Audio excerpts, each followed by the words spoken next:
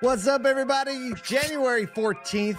Wow, we're 1 month away from Valentine's Day, Kyle. Whoa. That's how you benchmark your first quarter. Yeah, Today we're right. talking about banning Russian car hardware, Google's empathetic AI in a car. We'll see. And Target is reinventing its whole production system so that it can meet trendy demands. Yeah. That sounds like a really hard thing to do. Yeah, I think it makes some sense. Yeah, it does. I just wouldn't call Target trendy, you know? That's a whole rewrite. Really?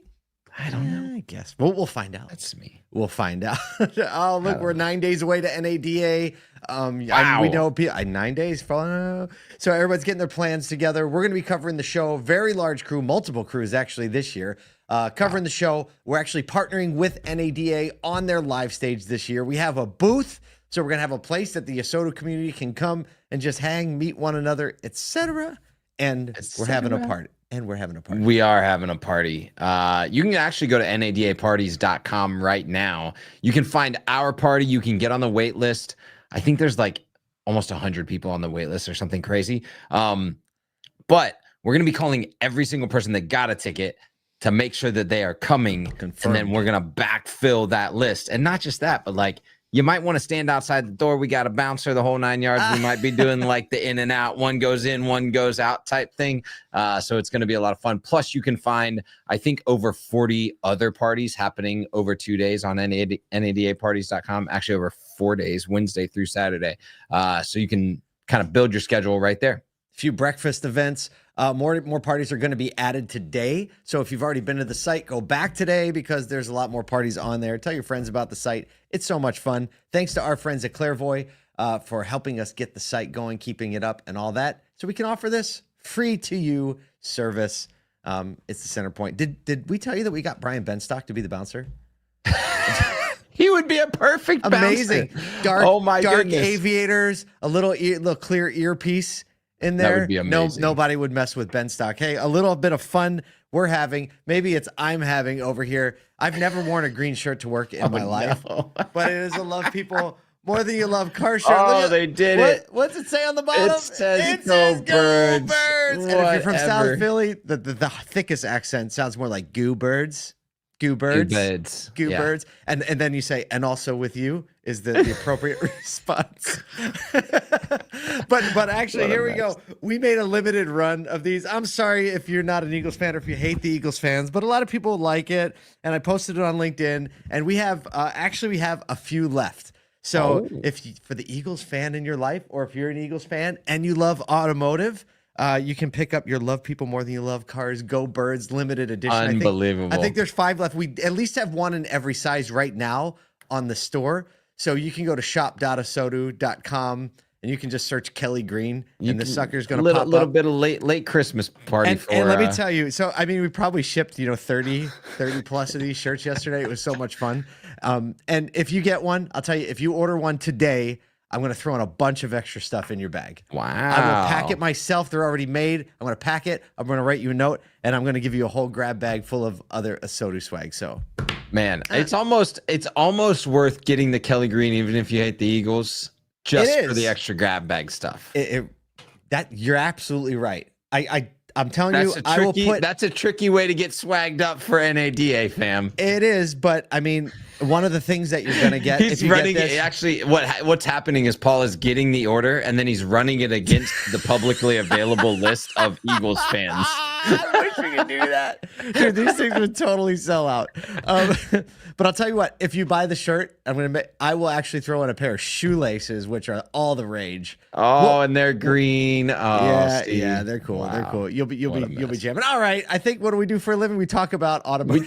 We talk about what's going on in the auto industry. We should do that today. Let's do that. Listen to this. U.S. government has finalized, they proposed it a while ago, but they've now finalized a sweeping ban on the use of Chinese and Russian-made hardware and software in any internet-connected vehicle as a boost to national security and to protect consumer privacy. The Commerce Department will be banning Chinese and Russian connectivity hardware in 2030 models, hardware in 2030 and beyond. Are we back to 2030?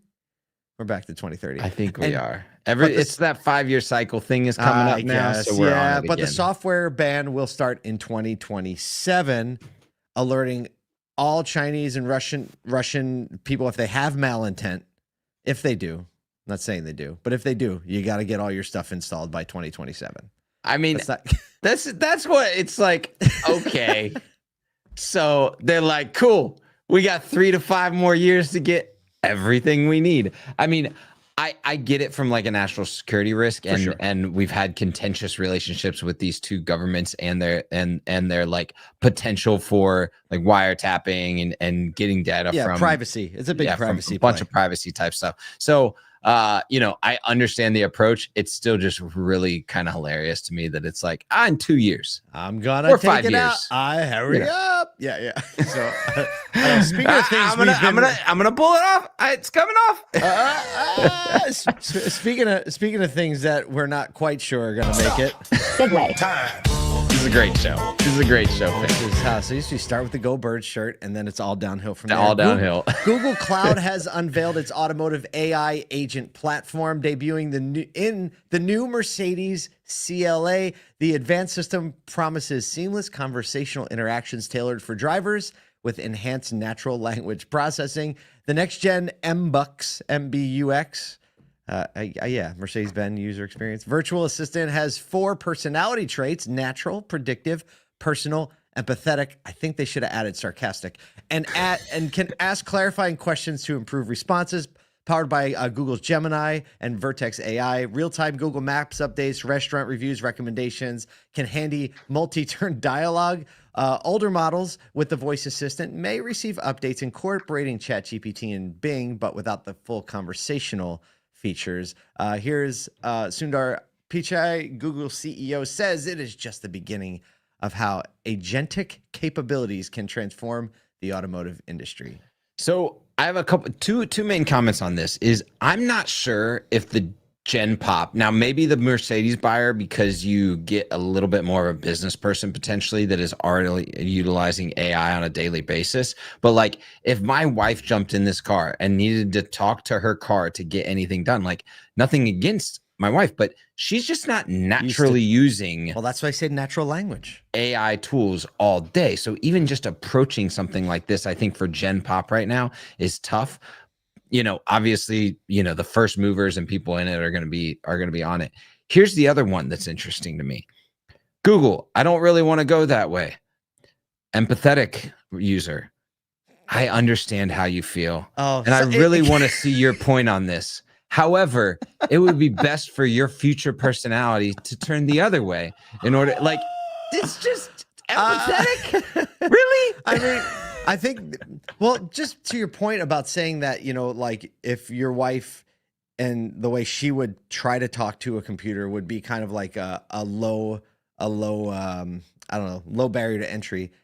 In a sense, this could be a really great way to develop the technology. Like, how would they ask? Well, the feedback loop, I think, is a lot quicker when you get AI into Gen Pop. People that aren't like used to training themselves on how to query, yes. And so it definitely increases the training capacity of these models. I mean, look, there's nothing. Voice commands in a car are just the worst. They're the worst. They're terrible. Period. It's not worth it. Like, and then they shut off the navigation. They shut off the navigation capabilities. We're like, I don't know. My road rage is escalating because I'm like, no. And then you have to wait for it to repeat the whole thing. It's terrible. So I could see, I'm looking forward to conversation with my car and asking it to text people, asking them, hey, what restaurant did I go to? Hey, what is this? What is that? I like the empathetic. I still think sarcastic mode. I mean, we're going to have to wait for Elon Musk to put sarcastic mode in. Elon Musk is throwing, yeah, I mean, it's going to be gorgeous. Of course you want to change your mind. Of course you always change. Of course you do. You can never make up your mind. I love it. But like, oh, great. We have another relationship. You hated that restaurant. Get over it. Yeah, stop. Well, if you like bad food, let's send you right there. Speaking of Gen Pop, hey, segue. Time. Real segue. So Target is speeding up its production processes, slashing timelines from just 27 weeks to just 8 in order to try and keep up with consumer demands and trends driven by digital giants like Shein and Temu. Their new model responds to rapidly shifting social media trends, aiming to match the fast fashion trend of a quick go-to-market strategy. For example, Target recently pivoted from decorative bows to cherry-themed holiday apparel, responding to consumer demand in time for the season. Innovations are cutting the supply chain and design down to allow Target to cut production development cycles by nearly 70%. Rick Gomez, their chief commercial officer, said the next chapter in retail is going to be about innovation, newness, and creativity.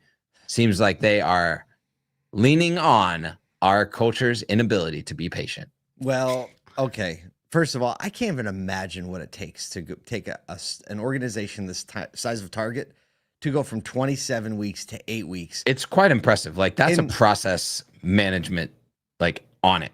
It really is. And I think like paying attention to online shopping trends and then having to go through the whole supply chain, pick a product, get it to market. But it makes sense because 6 months is an eternity in a trend, right? If something starts trending 6 months later, it's leaving, right? Yeah, and that would historically be just the time all the supplies show up, all the stock shows up, and then you're going to have to blow it out. I think this highlights a broader trend that everyone can learn from, including any retailer, including car dealers, is that trends matter in retail, period. They do. That's where the consumer attention is. We often talk about the internet as being a river that you want to build a boat on top of. Throw trends right in there. A trend is something you don't necessarily have to start it, but if you do embrace it, you're going to see some incremental growth in a demographic, especially if the trend is one of your key demographics. So I don't know. I think Target has to do something like this and try. I wouldn't be surprised if they launch like a sub brand in Target to try to stay a little more in touch, right? It would be really like Amazon opened, the Shein competitor. So we'll see what happens, but I think it's great that Target's paying attention to this, and I think every this is hard in auto from a product perspective, but you can't impossible. It's impossible from a product perspective. A social media perspective, a trends in shopping behavior, a trends in online UX UI. These are things that you can keep on top of and kind of like allow the customer to shop as they want to, or engage with you on social, or engage in the community like others are engaging. I actually saw a lot of us know John Frederick. He posted yesterday on social media, and he had like an Instagram photo of one of the local restaurants near him, and like just looked at the organization and the structure of the way that a restaurant and so many restaurants are kind of going to organizing their social media profiles, and like, hey, look, you can get on board with these types of trends and make sure that you're standing up in digital presences, things that you can adjust to move quickly. Hey, that's good advice. Well, look, that's a Tuesday show for you. We hope you go to nadaparties.com and join us. We hope you go to shop.asotu.com and search the word Kelly so you can buy one of these shirts that we have, and I'll give you a bunch of free stuff.